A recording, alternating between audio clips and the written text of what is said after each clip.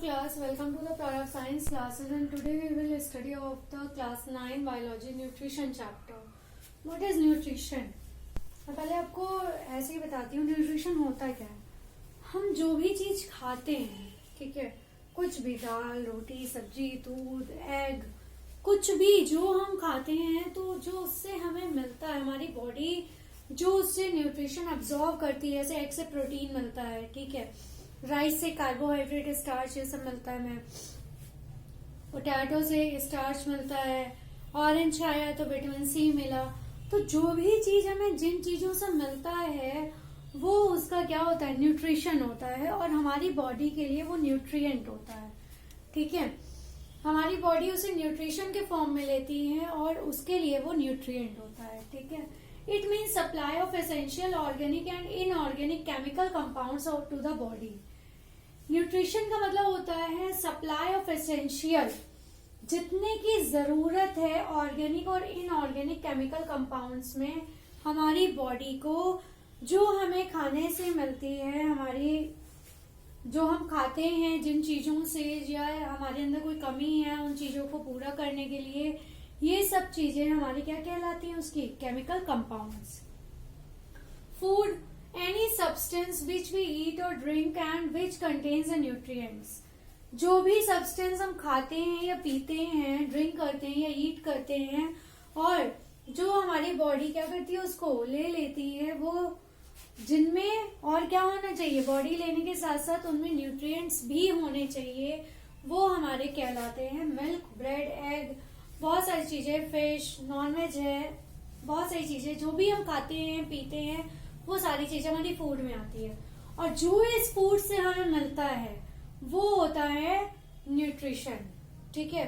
जो फूड के अंदर होता है, जैसे हमें पता है एग में क्या होता है, प्रोटीन होता है, तो वो उसका न्यूट्रिएंट है, ठीक है, वो उसका न्यूट्रिएंट है कि एग में क्या होता है, प्रोटीन होता है, तो protein is the nutrient of the egg.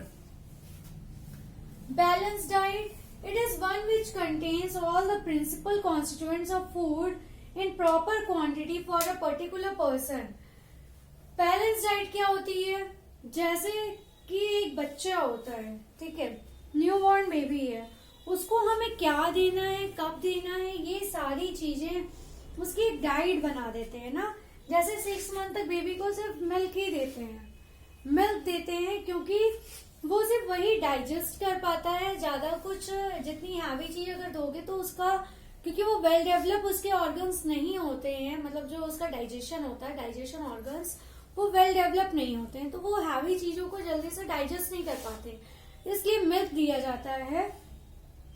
It is one which contains, ये वो चीज है जिसमें कॉन्स्टिट्यूएंट्स, फूड के जितने सारे कॉन्स्टिट्यूएंट्स हैं वो होते हैं एक प्रॉपर क्वांटिटी में फॉर अ पर्टिकुलर पर्सन। एक पर्सन के लिए हमें कितना क्या कब खाना चाहिए, जैसे मॉर्निंग में है, कहा जाता है 9 o'clock तक आप लोग ब्रेकफास्ट कर लीजिए, ठीक है, मिल्क है, ब्रेड है, कॉर्नफ्लेक्स है, पनीर है, ये सब चीजें हैं, एग है, बॉयल एग कहते हैं, ऑमलेट है, ये सब चीजें आप ले सकते हो। तो ये क्या एक बैलेंस डाइट बनाती है। फिर दोपहर में आपने लंच ले लिया विद सैलेड, उसके बाद शाम को आपने टी के साथ बिस्किट्स ले लिए या कुछ हल्का फुल्का नाश्ता ले लिया, फिर रात में आपने 8 o'clock और 9 o'clock में आपने डिनर कर लिया, ठीक है। तो ये क्या एक बैलेंस डाइट का रूटीन है आपका, ठीक। तो हमें कितना क्या कब खाना चाहिए, ये बैलेंस डाइट होती है। जैसे जो जिमिंग करते हैं, ठीक है, अपनी बॉडी को फिट करने के लिए, अपने हेल्दी रखने के लिए, बहुत से लोग होते हैं जो ऑयली चीजें नहीं खाते हैं, पसंद नहीं करते हैं, है ना। कीटो डाइट आजकल बहुत चल रही है, लोग करते हैं, ऑयली वगैरह उसमें नहीं खाते हैं। अब ये जो हमारी बैलेंस डाइट होती है 4 चीजों पे डिपेंड होती है, 4 फैक्टर्स पे डिपेंड है। जैसे एज ऑफ द पर्सन, क्या क्या हो गया, चाइल्ड हो गया, यंग हो गया, ओल्ड हो गया, उसके हिसाब से ये डाइट हमारी मेंटेन होती है, ठीक है। सेक्स ऑफ द इंडिविजुअल, ये हमारी मेल या फीमेल हो सकती है, मेल को कितना खाना चाहिए, फीमेल को कितना खाना चाहिए, इसमें आपका चाइल्ड आ जाएगा, यंग पर्सन आ जाएंगे और ओल्ड आ जाएंगे, सबकी डाइट अलग अलग होती है। Life style, nature of the work, life style कैसा है, जो जैसे फार्मर्स हैं, स्पोर्ट पर्सन है, इसमें आपके फार्मर्स हैं, फार्मर्स कैसे कब क्या खाते हैं, स्पोर्ट पर्सन है उनको कितनी नीड है, वो उनके कोचेस बताते हैं कि आपको क्या कैसे कब खाना है। कोचेस क्या उनके भी डाइटिशियन लगे होते हैं, वो बताते हैं। Special need of the person में आपका प्रेग्नेंट वुमेन आ गई, सिक पर्सन आ गया, है ना, नर्सिंग मदर आ गई, जो बीमार है, प्रेगनेंसी है या बच्चे को नरिश करा रही है उसका है, स्पेशल नीड्स में वो पर्सन आ जाते हैं। तो उनकी डाइट अलग होती है, बट वो भी क्या होती है, एक बैलेंस डाइट होती है कि कितना कब क्या उनको खाना है, ठीक है, that's called the balance diet. ये छोटे छोटे वर्ड्स है न्यूट्रिशन के जिनको आपको पता होना चाहिए, वो बता देती हूँ मैं, इस चैप्टर के अंदर है। मील क्या होती है? It is a food taken at one time to satisfy the appetite. Appetite क्या होती है? हमारी डिजायर होती है खाने की, कि हमें लगता है कि हाँ हमें कुछ मिलना चाहिए, जरूरत है, इच्छा है हमारी, है ना। इट इज द फूड, ये वो फूड है टेकन एट वन टाइम, जो एक समय पे लिया जाता है अपनी एपेटाइट को सेटिस्फाई करने के लिए, संतुष्ट करने के लिए, भूख को हम एपेटाइट कहते हैं, ठीक है। डिजायर ऑफ ईट, की मन कर रहा है कि अब खा लेते हैं कुछ, है ना। जैसा मॉर्निंग में उठे, आपने पानी पी लिया, एक्सरसाइज कर लिया, एक्सरसाइज करने के बाद लगता है कि आपको कुछ मिल जाए, है ना, क्योंकि आपका टमी क्या कर रहा है, कुछ मांग रहा है, कुछ दे दो मुझे।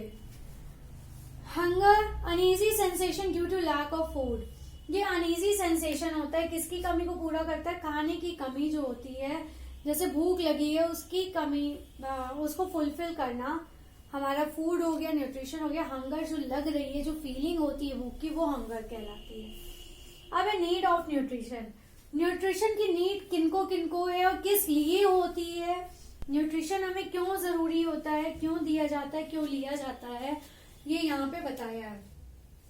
6 मेन पर्पस होते हैं हमारी बॉडी के या हमारी लाइफ के। Growth, building up new protoplasm, जो न्यू प्रोटोप्लाज्म या सेल्स बनाते हैं जिनसे ग्रोथ बढ़ती है। जैसे बेबी होता है, ठीक है, तो बेबी को 6 मंथ तक पहले क्या दिया गया?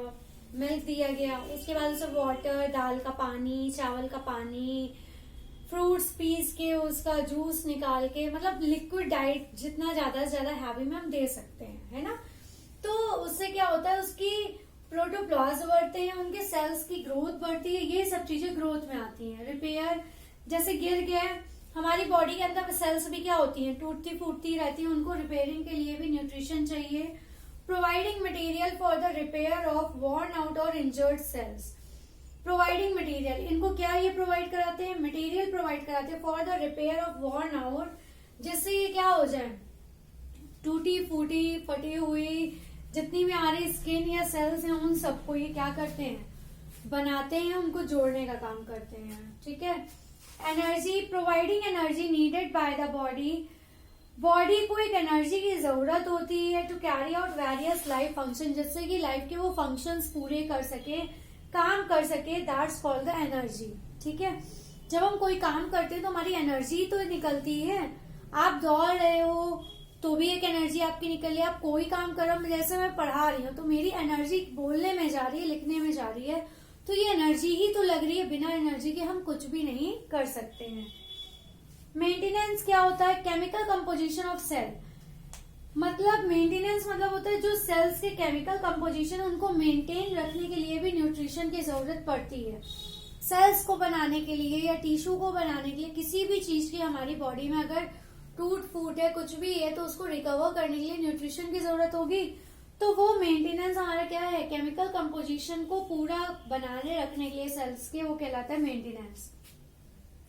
Provision of raw material, manufacture of various secretion such as enzymes, hormones, sweat and milk, ठीक है।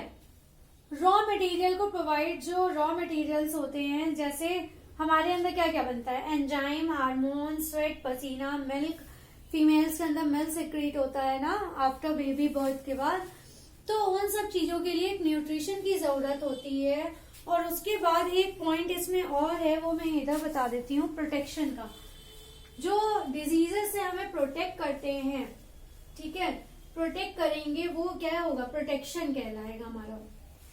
5 पॉइंट्स हमने आपको यहाँ बताया, growth, repair, energy, maintenance, provision of raw material. अगर हमें रॉ मटेरियल नहीं मिलेगा तो ये सब चीजें हमारी बनेंगी कैसे? स्वेट बनेगा नहीं। अगर हमारे अंदर चीनी नमक की कमी होगी तो स्वेट नहीं बनेगा हमारे अंदर, है ना, क्योंकि जो हमारा स्वेट होता है, पसीना होता है, वो कैसा होता है, कभी टेस्ट किया है आप लोगों ने उसे? कैसा होता है? कभी मुंह में गया होगा, कभी आप साइकिल बाइक कुछ चला रहे हो, पसीना आ रहा है तो मुंह में जाएगा तो कैसा लगेगा? वो नमकीन नमकीन सा लगता है ना। 6 है इसका प्रोटेक्शन। ये प्रोटेक्शन में क्या आता है हमारा? प्रोटेक्शन में हमारा आ जाएगा इसमें डिजीज एंड इन्फेक्शन से बचाता है, फ्रॉम डिजीजेस एंड इन्फेक्शन। ठीक है, इन्फेक्शन और डिजीजेस से बचाने का काम करता है। तो न्यूट्रिशन हमारे किस किस काम आता है? ग्रोथ के, रिपेयर के, एनर्जी के, मेंटेनेंस के, provision of raw material and the protection. तो ये तो हमारा न्यूट्रिशन का बेसिक नॉलेज थी। अब हम इसके क्लासेस देख लेते हैं। हमारे क्लासेस क्या क्या हैं? कार्बोहाइड्रेट्स हैं, शुगर है, हमारी स्टार्च है, फैट है, प्रोटीन है, ये सारी चीजें हमारी इसमें आ जाती हैं। ठीक है, तो अब हम क्लासेस ऑफ न्यूट्रिएंट्स देख लेते हैं। हमारे क्या क्या हैं classes of nutrition? Classes of nutrition कौन कौन से क्लासेस है हमारे? हम ये देखें कौन कौन से हैं। 6 क्लासेस है हमारी।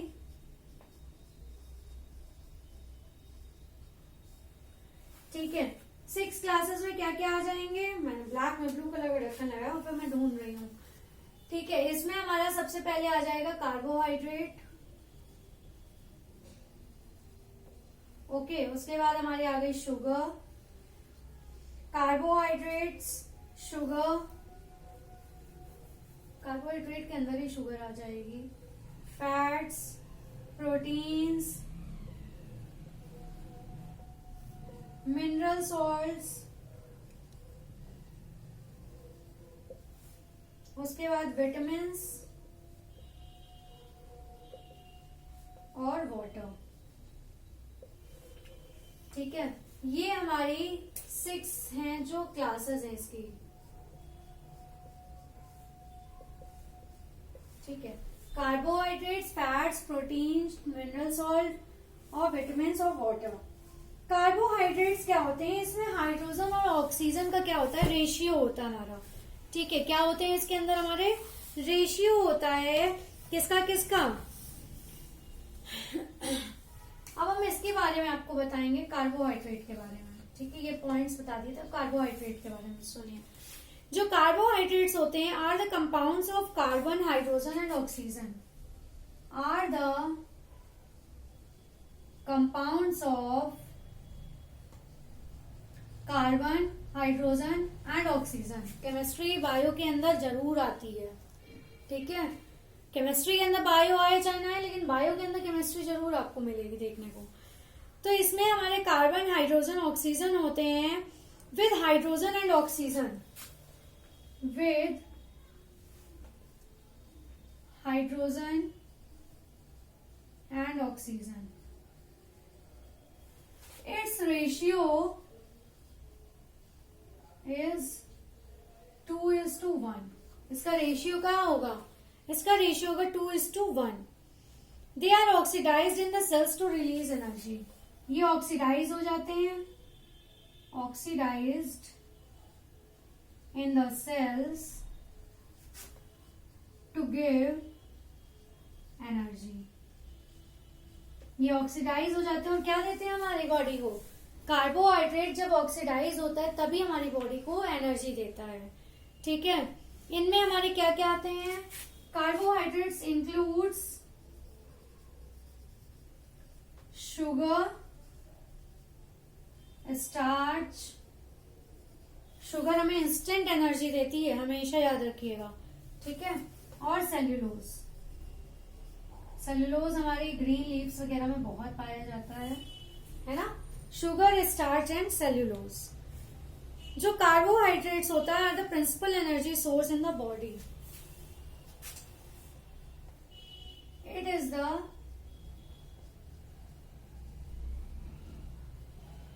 Principal source of energy in the body.